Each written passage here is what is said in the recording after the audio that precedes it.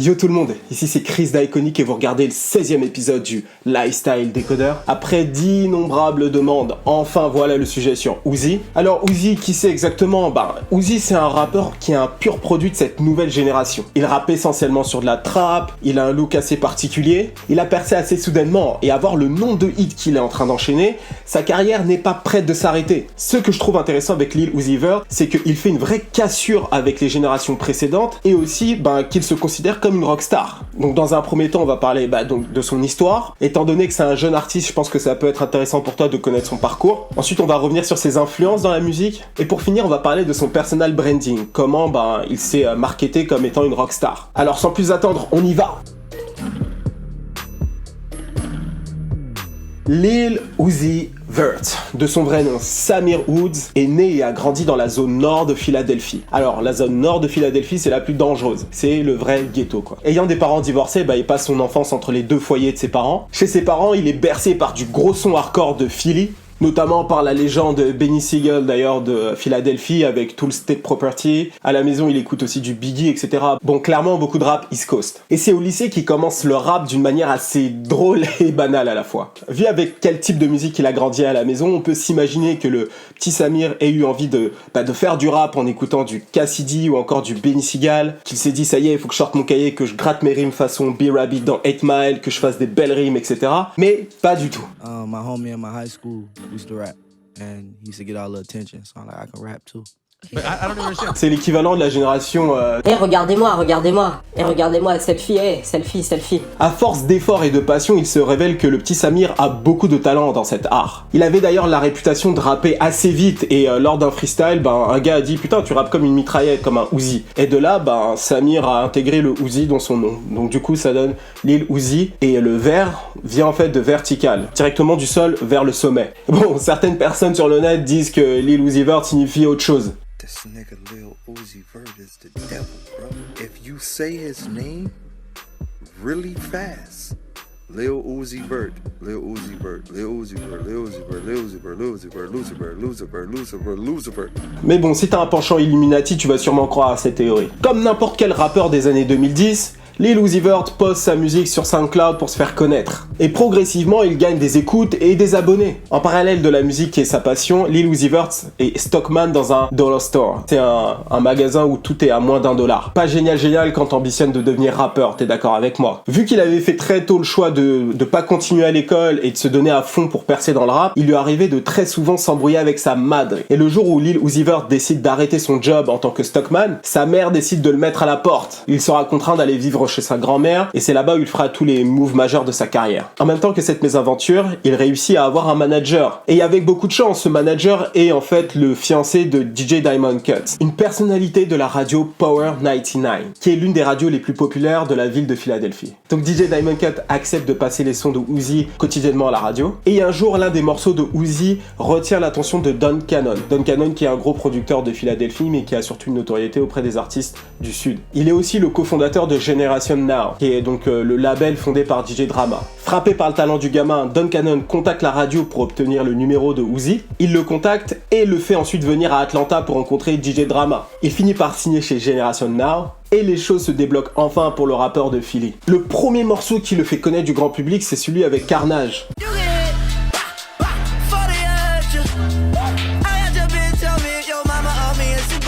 Bon, t'as sûrement dû danser sur ça en soirée. Et très peu de temps plus tard, il fera donc la XXL Freshman List. Ce que tu dois comprendre avec le parcours de Lil Uzi Vert, c'est que tout s'est passé très vite, en 3 ans maximum. Entre le moment où il a commencé à rapper, l'étape où il était stockman, qui s'est fait virer de chez sa mère, et ensuite qu'il a signé chez Generation Now. How long you been rapping? 4 years, 5 years?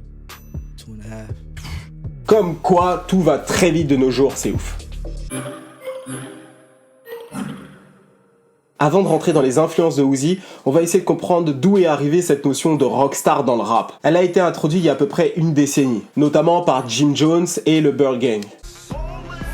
Désolé. Mais à cette époque-là, c'était que le style. La musique n'était pas rock, on est d'accord. Ah oui, il y a eu aussi les One Hit Wonder Shop Boys, avec Party Like a Rockstar.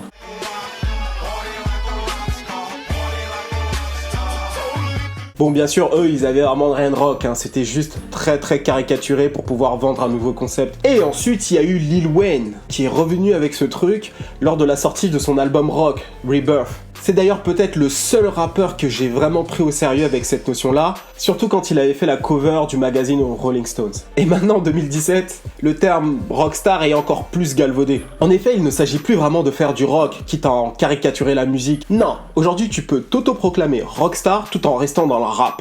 D'ailleurs, ton pote Kanye l'a dit. Rap the new rock and roll. Donc l'idée est de dire que comme les rockstars dans les années 80-90, les rappeurs actuellement sont les artistes les plus iconiques de notre époque. Placement de produit. Et Uzi est le pur produit de cette nouvelle génération de rockstars. Et c'est là où on va décortiquer mieux ses influences. Le A$AP Mob, Chief Keef, Mike Jones, Marilyn Manson et Gigi Allen. Alors, pour les trois premiers que j'ai cités, on peut clairement voir d'où Uzi s'est inspiré de ces artistes. Pour le A$AP Mob, bon, c'est au niveau du style et de la prestation scénique. Pour Chief Keef, ben c'est clairement toute la trap, le côté drill. Bon, tu me diras en même temps que Chief Keef a influencé toute une génération. Et aussi Mike Jones. D'ailleurs, il en a un petit peu parlé dans une interview. Mike Jones, he's definitely a big influence. Definitely with like the repetitive stuff and all that. Bon, et pour les deux derniers, Marilyn Manson et Gigi Allen, c'est clairement pour crédibiliser sa position de rockstar, qui est à mon avis complètement marketée. Bon, pour ceux qui ne connaissent pas Marilyn Manson, c'est une rockstar des années 2000, qui était très populaire dans la période où Eminem était au pic de sa carrière, et Gigi Allen. Gigi Allen.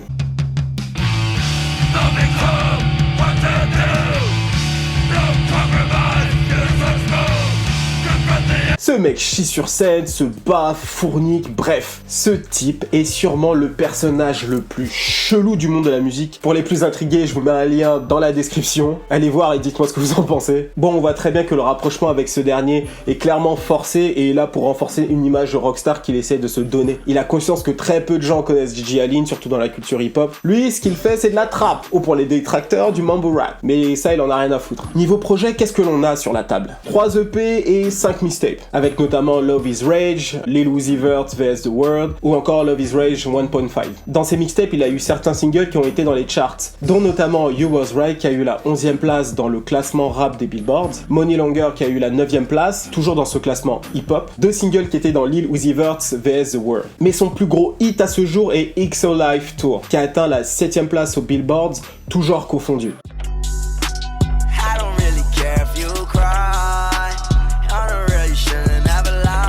Et son autre gros accomplissement est justement son featuring sur Bad and Bougie qui l'a emmené directement à la première place. À l'instar de sa concurrence Lil Yachty, je le dis à l'américaine cette fois, il mise tout sur la musicalité et n'essaye pas trop de se concentrer sur le contenu des lyrics. Ce qui est déjà particulier pour un rappeur. Également, Uzi ne fait pas comme les anciennes générations, il assume complètement le fait de ne pas pouvoir rapper sur des instrus entre guillemets anciennes, old school. I'm telling you right now, if you pull out one of them old beats, I'm not rapping on it. Il assume complètement le fait d'être de la nouvelle école et de ne rapper uniquement sur des instrus trap très récents. Ce qui est une première en soi, parce que en général les rappeurs se disent être capables de rapper sur n'importe quel type d'instru et ne reculent pas devant un challenge. Ce que j'en conclus, c'est que Uzi n'est pas un MC, il fait juste du rap. Une fois que t'as compris ça, tu peux t'ambiancer sur sa musique sans trop lui en demander. Et c'est justement pour ça qu'il se fait appeler rockstar et pas vraiment rappeur ou trappeur ou ce que tu veux. En gros, c'est une manière pour lui de se créer son propre couloir et de pas être en concurrence avec les autres rappeurs du marché. Je pense à un Kendrick ou un J. Cole. Tiens d'ailleurs, comparons un freestyle d'un rappeur et un freestyle d'une rockstar.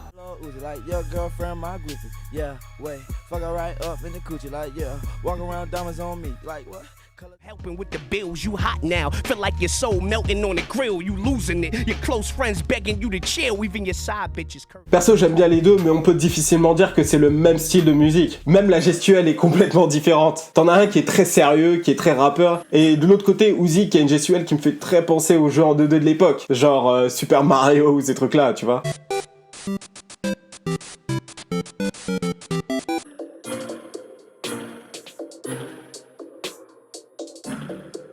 Alors, un vrai personal branding de rockstar. C'est notamment le cas au niveau de sa coupe de cheveux, il change très souvent de coloration. Également, il est efféminé comme beaucoup de rockstars à l'époque. Oh, yes, work it, oh.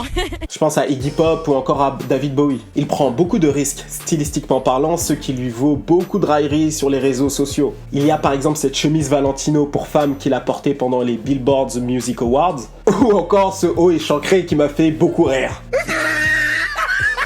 boy. You look like the ugly girl from middle school who used to have a crush on every nigga. Ugly ass boy. À tout ça, tu peux ajouter son petit pas de danse très suspect.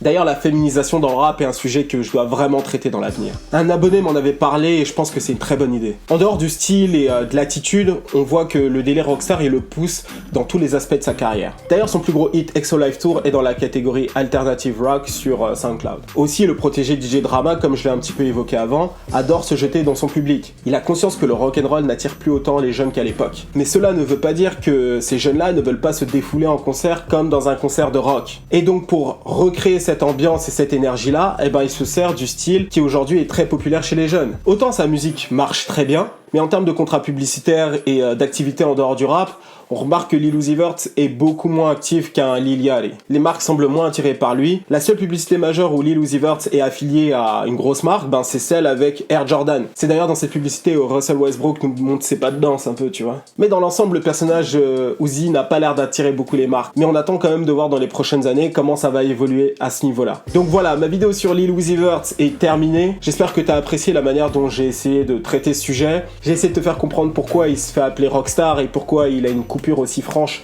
avec les générations précédentes. N'oublie pas de t'abonner sur mon Instagram et mon Twitter. J'ai d'ailleurs recommencé à poster des indices sur les réseaux sociaux. De l'autre côté, active ta cloche pour être au courant de chaque sortie de Lifestyle Decoder. C'est chaque vendredi soir pour rappel. Donc voilà, c'était tout pour cette semaine. C'était le Lifestyle Decoder d'Iconic pour vous servir. Cheers.